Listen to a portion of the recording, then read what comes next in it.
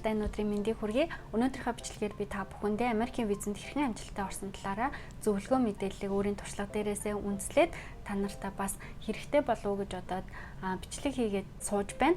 Бичлэг хэлэхээс өмнө хэдэн зүйлийг анхааруулж хэлье. Нэгдүгээр болохоор хэрвээ та нар анх удаага миний бичлэгийг үзэж байгаа бол би Тайванд суралцаж амьдардаг байгаа. Тэгэхээр энэхүү удаагийнхаа бичлэгтэйгээ уялдуулаад Америкийн визэнд би Тайван улсаас мэдүүлж виз авсан байгаа. За хоёрдугаар болохоор оюутан сурдаг хүн учраас аяллаа виз авсан байгаа. Тэгэхээр өнөөдрийн сэдэв маань оюутан хүний аяллаа виз хэрхэн Тайванаас амжилттай гарсан талаар ерөнхийдөө ярина гэсэн үг.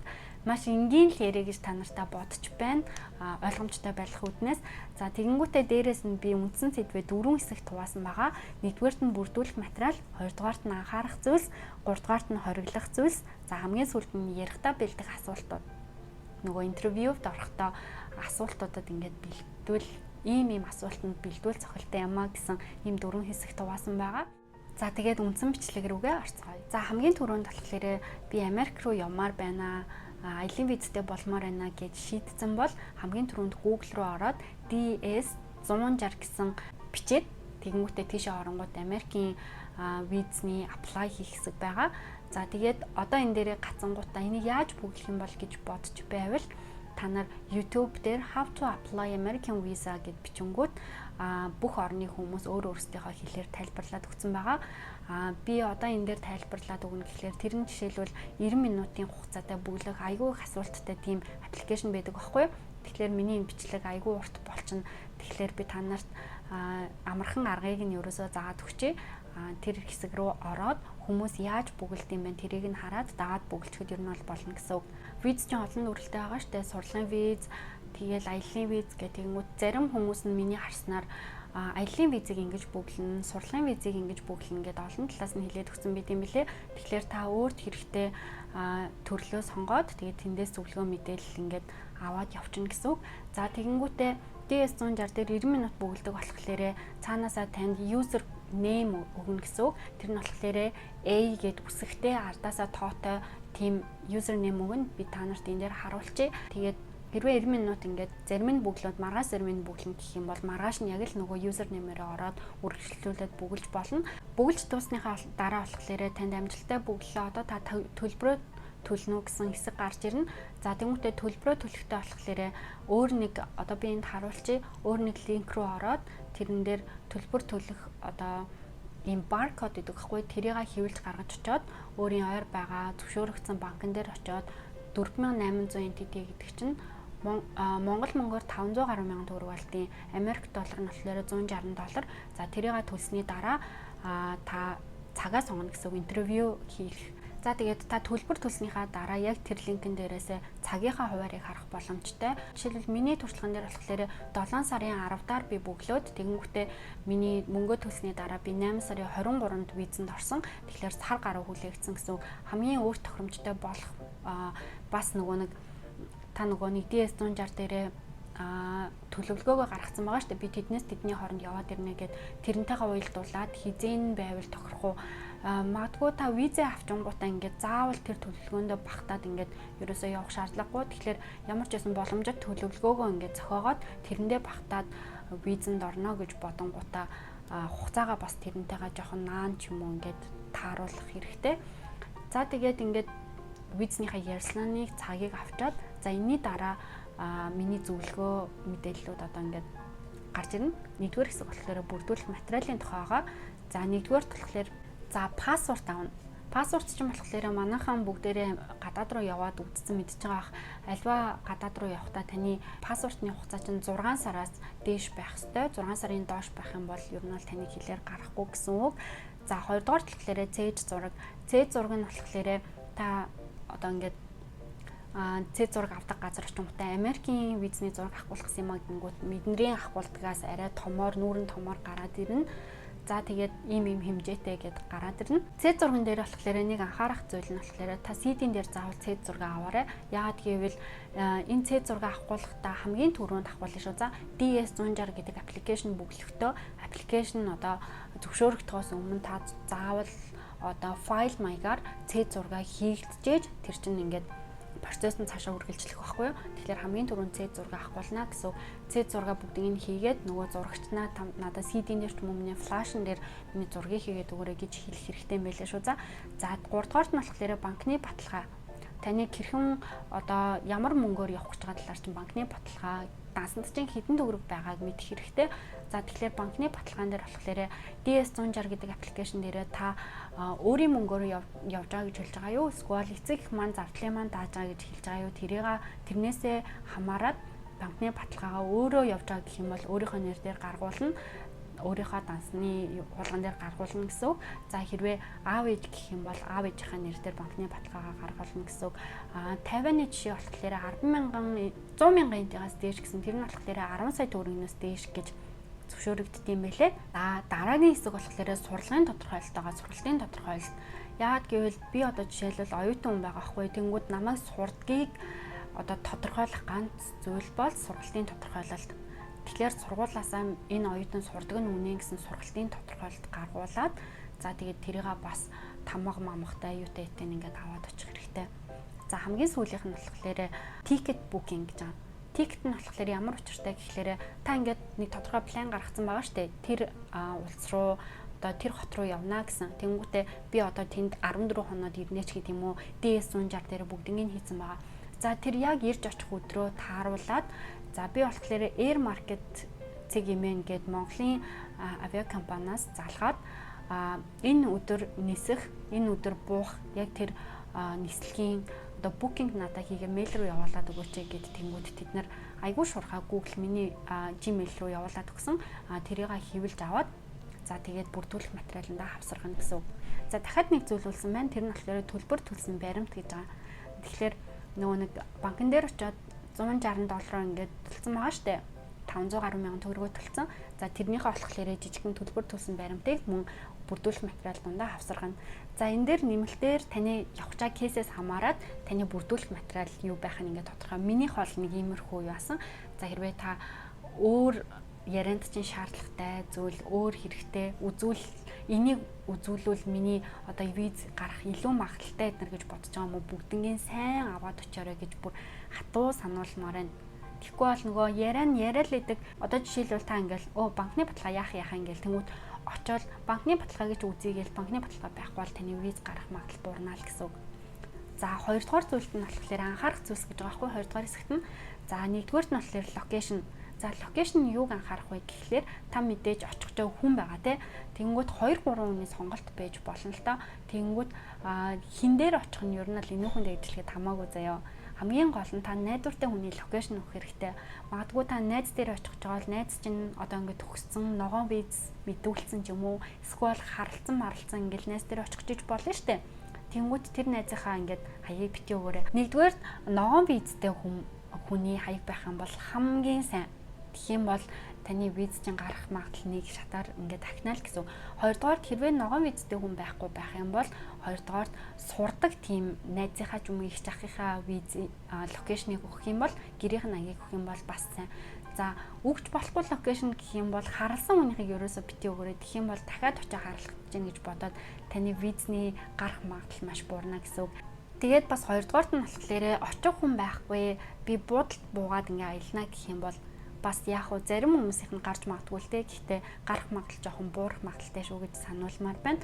За дараагийнх нь болохоор хэн зардал тааж байгаа вэ гэж байгаа. За энэ дээр би түрүүнд нөгөө нэг банкны баталгаа гэдэг дээр ярьсан болохоор ингээд юу аа энэ дээр анхааруулах зүйл нь болохоор банкны баталгааг нээж авах нэр дээр гаргачаад тэгээд DS160 гэдэг дээр болохоор би өөрөө зардлаа даана гэх юм бол хоёр яриа чин зөрөөд жоохон магадлал багтай болчих магадгүй гэсэн. Миний нэг логик тийм гаргасан гаргалгаа гэх юм уу. Тэгэхээр энийг сайн анхаараарай. За 3 дугаарт нь болохоор план. За хэрвээ та ингээд Чикаго ч юм уу эсвэл LA очих гэж байгаа гэж бодъё. Тэгэнгүүт та бас DS160 гэдэг аппликейшн дээрээ бүглэхдээ ямар газар очих гэж байгаа вэ гэдгийг сайн ингээд нот хэсэгт нь бичээд өгөх юм бол илүү нөгөө нэмшилтэй болно гэсэн үг. Тэгээ бас тэрийг бас газруудаа цээжилчих юм бол ярилцлаган дээр та ямар газар очиж үзэх гэж байгаа гингүүт нь тэрийг ингээд цээжлээ хэлсэн байх юм бол бас айгүй гоё магадлал өндөрснөө л гэсэн. За дараа нь хамгийн хэрэгтэй зүйл нь гэх юм бол өөртөө ихтэй ярих. Ямар ч та ингээл таны мэдхгүй асуултыг асуусан ч бай мэддэг юм шүү те. Өөдөөс нь ингээ бүр их царж агаад аюу гой тодорхой яриад одоо жишээлбэл таны зардлыг хэн даах чаа гэл тэнгүүд манай ээж аав даах чаа гэл тэгэнгүүт ингээл над дээр гарсан кейс шүү заяа. Ингээл царин болол хэдийг танд өгсөн юм дэ гэл тэгэнгүүт нь шууд банкны баталгааны ихийг байхад би шууд ингээл нөгөө бүрдүүлэх материалаас гаргаж ирэл ингээл энэ миний банкны баталгаа ингээл тэгэнгүүт нөгөө хүний чинь царин ээж авч юм уу шээ ингээд чамд хангалттай мөнгө өгсөн юм байна те гэх жишээ нэ. За тэгмүүд ер нь бол ингээл асуулт асуугаал явах юм бол өөрөө хангалттай гоё ингээ яриад ах юм бол таны виз гарах магадлал айгүй өндөрснө гэсэн үг. За дараагийн анхаарах зүйл бол DS160 гэдэг аппликейшнаа маш анхааралтай бүглэх. Болж өгвөл note гэдэг хэсэг дээр нь тэр нь болохоор бүглэхгүй жойж болно гэсэн хэсэг гарч ирдэг байхгүй. Тэр болгон дээр нь юмнууд бичээл ах хэрэгтэй. Одоо нэмэлт мэдээллүүд хэлээл ах хэрэгтэй. За тэгээд дараагийнх нь болохоор түрүүний бүрдүүлэх материал дээр хийсэн нэмэлт бичиг баримтуудаа сайн бодож тунгаагаад бүгднгийн сайхан энэ хэрэгтэй гэсэн зүйлсүүдээ аваад чараа гэж хэлмээр байна. Дараагийн зүйл нь болохоор очиод харлахгүй үлдэхгүй гэдэг зүйлийг бол амар итгүүлэх хэрэгтэй. Зарим хүмүүс ингээд гацаад яриад ах юм бол мэдээж энэ харлах гэж байгаа юм гэсэн харт төрчих магадгүй. Тэгэхээр та өөртөө ихтэй сайхан угаасаа би аялчаал найз дээр юм уу их шах дээр очичоод буцаал хүрээд ирнэ гэсэн итгэл үнэмшлийг гээд бүр мэдрүүлэх хэрэгтэй. За дараагийнх нь болохоор пассвортынхаа хугацааг амар сайн шалгах хэрэгтэй. Түрүүнд хэлсэн шүү дээ. Пассвортынхаа хугацааг шалгаарай манайхан. Хэрвээ гадаадад амьдардаг бол Монгол руу одоо залгаад 6 сарын дараа дуусчмаас хоо сайн тэрийг анхаараарэ гэж хэлмээр байна. Хэрвээ юунд амьдардаг бол 50 амьдардаг бол ARC-ийнхаа хугацааг бас сайн хянаарай гэж хэлмээр байна. За дараагийн зүйл нь болохоор хориглох зүйлс. Энэ байж болохгүй. Айл болох та нар маань би англи хэлэндээ муу гэж хэлж болохгүй шүү за. Тэгэх юм бол таны бас л нэг доош нь татах нэг шалтгаан болно гэсэн үг. Яг миний өмнө орсон нэг хүн дээр тийм кейс гарсан байхгүй юу? Тэгэхээр тэр хүн би англи хэлэндээ муу гэж хэлээд тэгээд нөгөө хүн маань ер нь бол шалтгаан хайжгаад визийг гаргаагүй. Тэгэхээр хэлэндээ муу гэж хэлж болохгүй. Айл болох өөртөө ихтэй байгаарай. За дараагийнх нь болохоор маш ихтэй байх хэрэгтэй. Худлаа ярьсан ч хамаагүй. За ёо.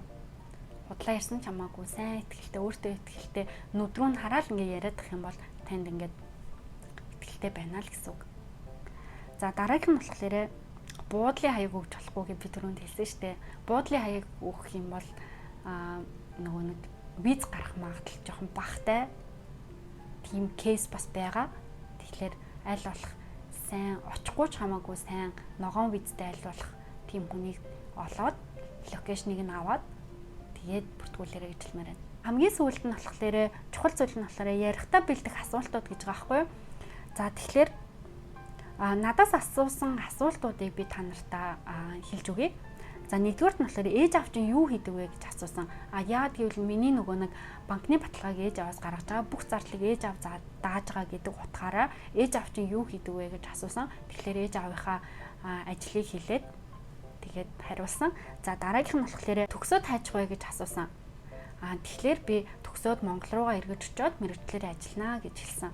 Ер нь бол тэгэхгүй бол миний бодлоор лав өөр орн руу явна мовно гэх юм бол энэ угаасаа л нэг газар руу явах ч тодорхой юм байна. Тэгэхээр жоохон харлах юм уу магадaltaй юм байна гэж бодож иж магадгүй. Гэтэл угаасаа л би Монгол руугаа очиж ажиллах болохоор дараа нь зүгээр бодоход хэрвээ тэгээд л чих юм бол энэ харлах юм байна гэсэн харт хүрж иж магадгүй гэж бодсон. За дараагийнх нь болохоор хэн дээр очих гэж байгаа вэ гэж асууд юм лээ. Тэгэнгүүт тэр нөгөө локейшн өгч байгаа хүнээ ах нь үү, эгч нь үү, найз нь үү тэрийгээ сайн хэлэх хэрэгтэй. За дараагийнх нь хэдэн доллартай явж байгаа гэж асуусан. За тэгээд би болохоор банкны баталгаа үзүүлээд ийм хэмжээний доллартай. За хэрвээ ээж аав маань энэс илүү гарах юм бол нэмж өгөх боломжтой гэж хэлсэн байгаа. За дараагийнхад болохоор очоод яах талаар план асуусан. Тэгээд би энэс дээр очоод ингээд аялаад тэгээ 14 хоноод буцаад хурж ирнэ гэсэн тийм одоо юу гээд план хэлсэн байгаа. За тэгэхээр за ингээд миний зөвлөгөө ерөнхийдөө бол ингээд дуусч байна. Тэгэхээр би бол жишээ нь 9 сарын эхнэр яваад 14 хоноо буцаад ирнэ гэсэн план гаргасан. Гэхдээ заавал тэр планда баригдаад яваад ах шаардлагагүй. Та хүссэн үедээ нэг л виза авчих юм бол хүссэн үедээ яваад ирж болно. Тэгэхээр яана тийм хугацаанд явна гэж хэлжтэй явж чадахгүй бол яана гэж бодож байгаа хүмүүс авах юм бол тэр нь ерөөсөө санаад авах зовоод байх зүйл байхгүй. Зүгээр нэг өөрийн плана гаргаад нөгөө нэг хугацаануудаа давхцуулахгүйгээр хизээ ярилцлаганд орох уу, хизээ ингэх үү тэднэрийг давхцуулахгүйгээр сайхан плана гаргаад хамгийн гол нь нөгөө DS 160 чинь ярилцлагын цаг авахаас өмнө бүгднийг бичдэг учраас та аль улсаас байна, ойр хавьд байгаа хүмүүсээс асуугаад жишээлбэл ойр хавьд байгаа ойр орсон хүмүүсийн асуунгууд сүүлд нэрээ хэдэн сарын дараа орсон бэ гэдгийг асуухгүй бол та сарын дараа план биччихдэг. Тэнгүүд 6 сарын дараа таны ярилцлага байх юм бол жоохон дэвгүүт чинь. Тэгэхээр плана нэлээд хойшоо 3-4 сарын дараа гэж тавьж өгөөд тэгээд ярилцлагынхаа цагийг аваад тэгээ ярилцлаганд амжилттай ороорой гэж хэлмээр байна. Миний энэ бичлэг нэлээд нуршуу болсон ч гэсэн ойлгомжтой болсон гэдэгт найдаж байна. Тэгээд та нартай бүгдэнд нь амжилт хүсье. Бүгдээрээ амьдрал ер нь баялаг шүү дээ. Та нар нэг ингээд зориглоо визэнд орчих юм бол 10 жилийн визтэй олчихно. Тэгээ 10 жил дотор юу ч болоо илээ гоё Америк орн руу яваад одоо хүссэн зүйл байд юм үзээд те амар гоё аз жаргалтайгаар тэгээ хүссэндээ хүрээрээ миний бичлэг та нарт тус болно гэж найдаж байна. За дараагийн бичлэгээр уулзлаа. Тэр баяртай.